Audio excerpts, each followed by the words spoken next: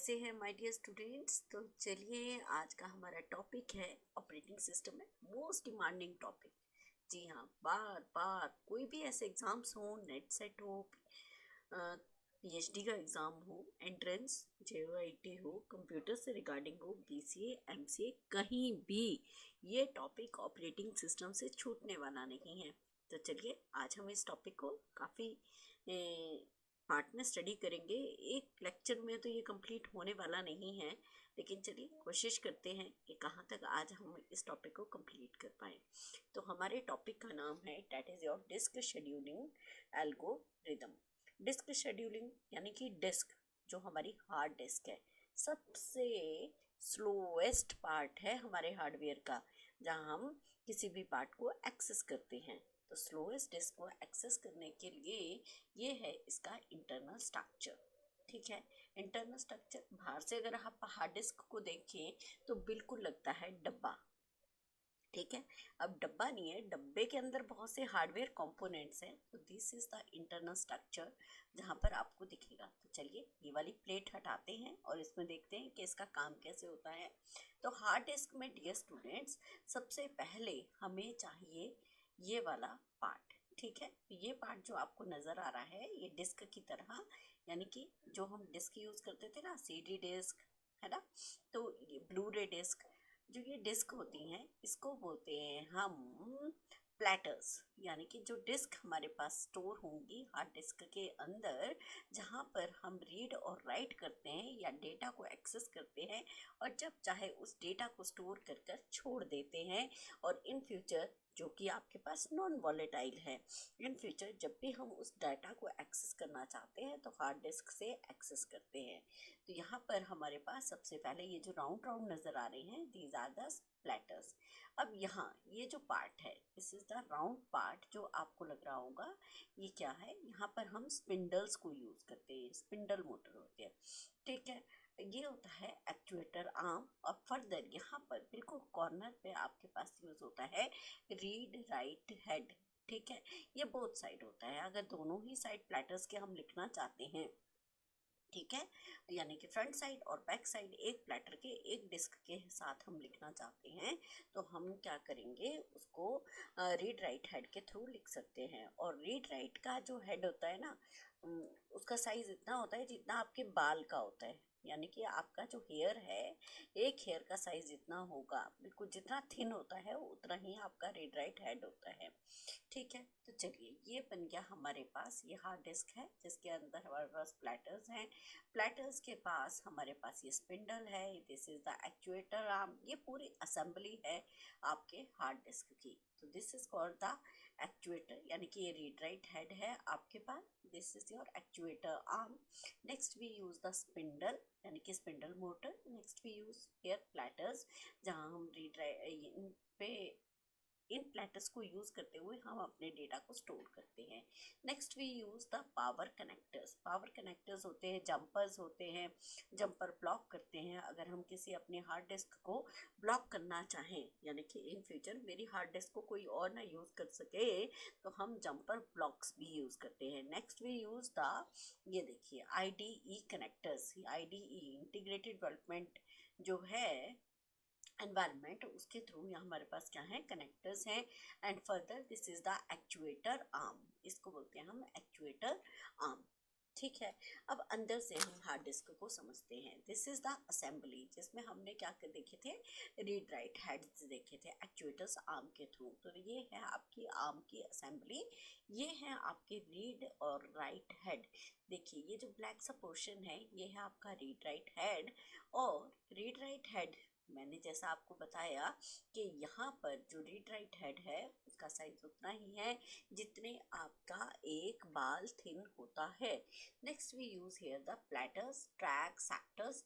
ठीक है, ये जितने भी आपके जो ट्रैक्स होते हैं वो क्या होंगे, वो track 1, track 2, track 3, automatically depend करता है कि आपने कितने जो हार्ड डिस्क है वो किस तरह से आपके डेटा को स्टोर करती है, कितने नंबर ऑफ प्लेटर्स उसमें यूज़ हुए हैं।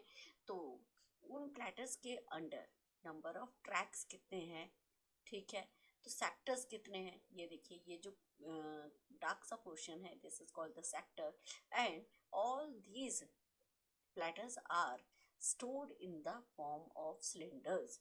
ठीक है, जितने ट्रैक्स होंगे, जितने इस डिस्क पे ट्रैक्स होंगे, उतने ही नंबर ऑफ सिलेंडर्स जो हैं वो फॉर्म होते हैं। एक्चुएटर आर्म, ये जो स्पिंडल है वो रोटेट करती है। रोटेट कैसे करेगी? Towards the clockwise direction.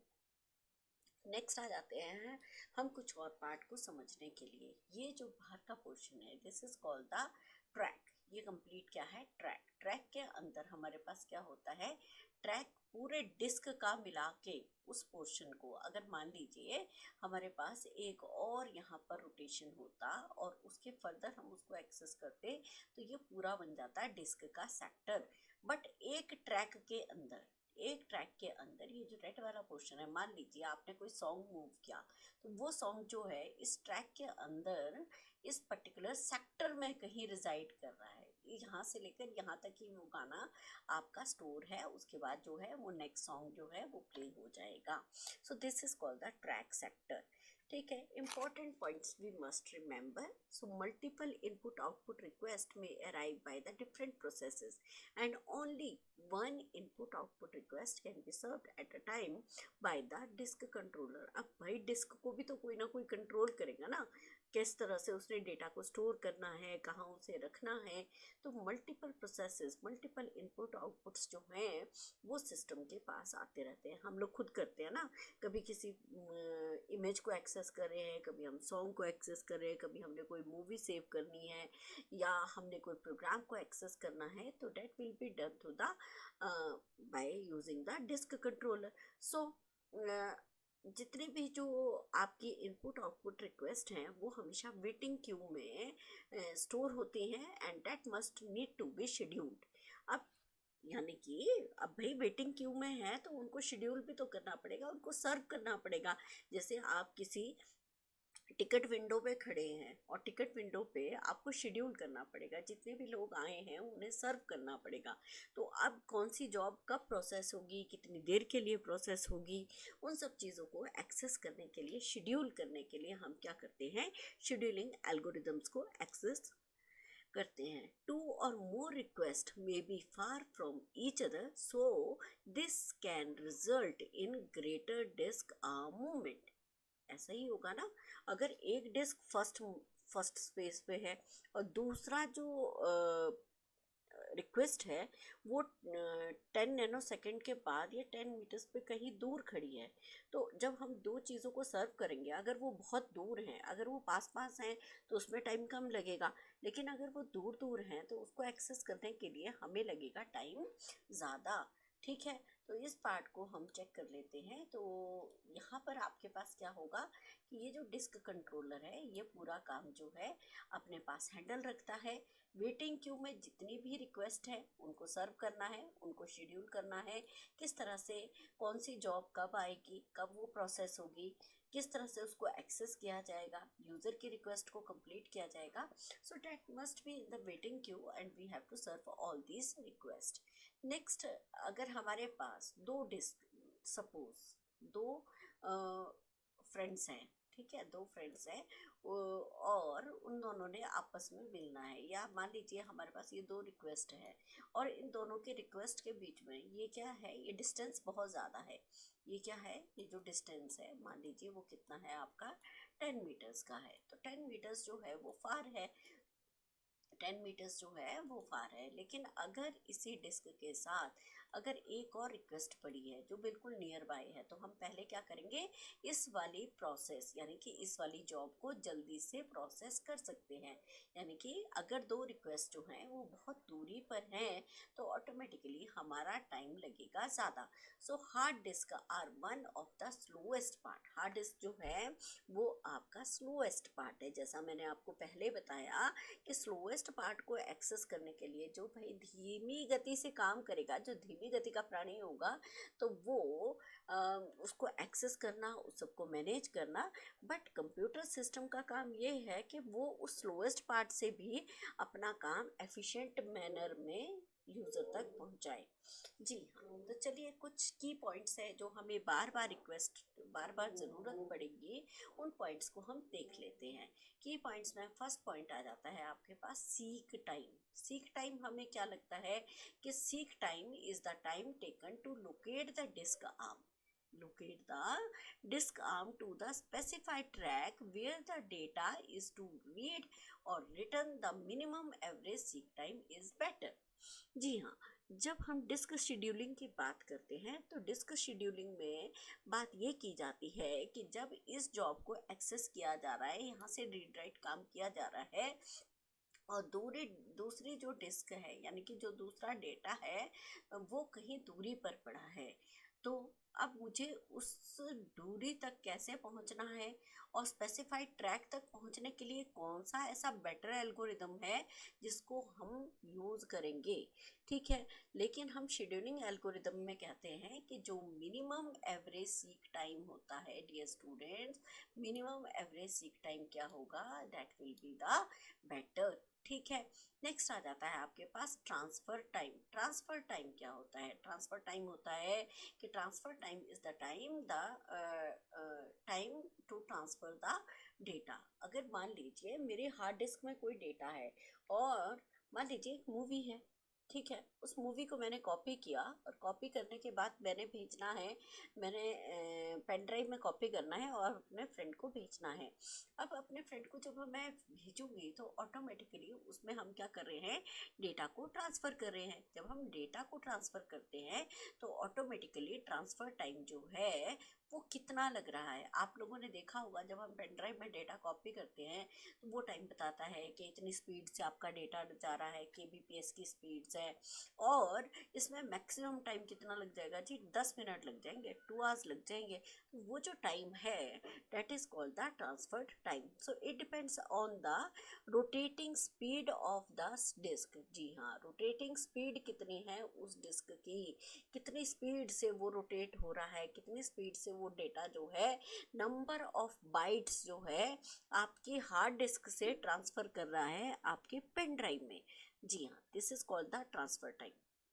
Next आ जाता है आपके पास disk access time. Disk access time क्या होता है, disk access time will be equal to seek time. Seek time, ये जो सीक टाइम हमने पढ़ा है ना कि एक रिक्वेस्ट को एक्सेस किया, उस पर काम किया, फिर दूसरी जो रिक्वेस्ट है उसको एक्सेस करने में मुझे कितना टाइम लग रहा है, बीच का जो टाइम है वो एवरेज होना चाहिए, ज़्यादा बेटर होना चाहिए।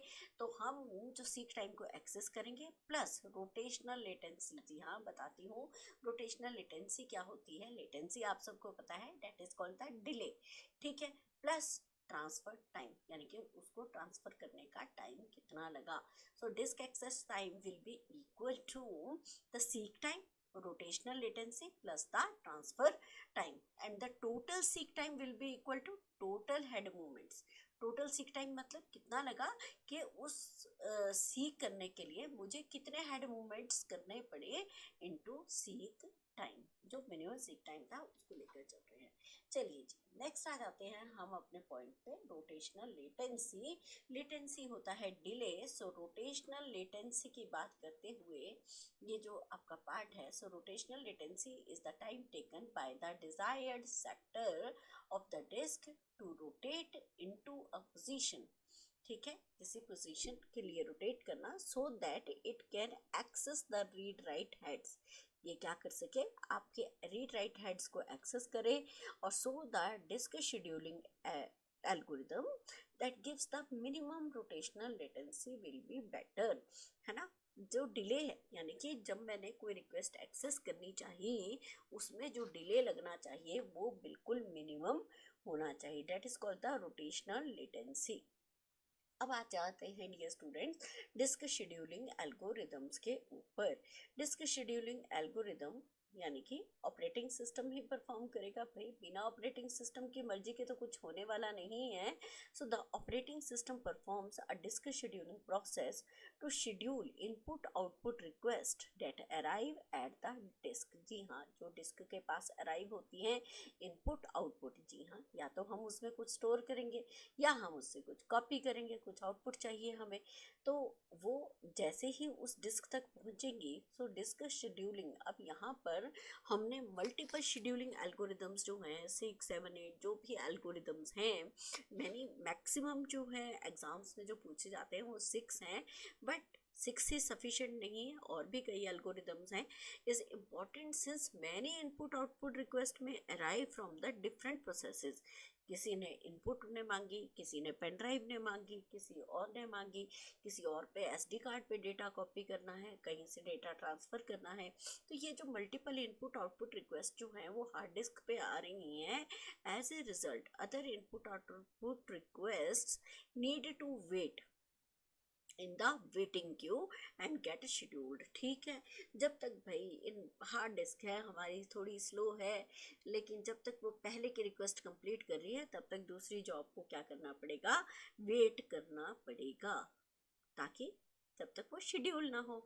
सो operating system needs to manage the hardware efficiently. Operating system का काम क्या है, वो कहता है भाई मेरे पास जितने लोग हैं ना, काम तो मुझे उन्हीं से चलाना है, but we have to manage them efficiently. जिसकी जहाँ एफिशिएंसी है मुझे काम उससे वहीं पर करवाना है।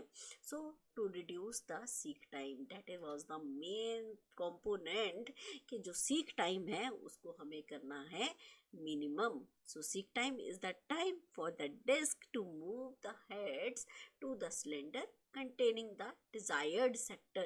जिस desired sector से हमने वो डेटा उठाना है वहाँ तक हार्ड हेड को मूव करना है, और हेड से वो डेटा उठाकर हमारी इनपुट आउटपुट रिक्वेस्ट जो है वो कंप्लीट हो। ठीक है,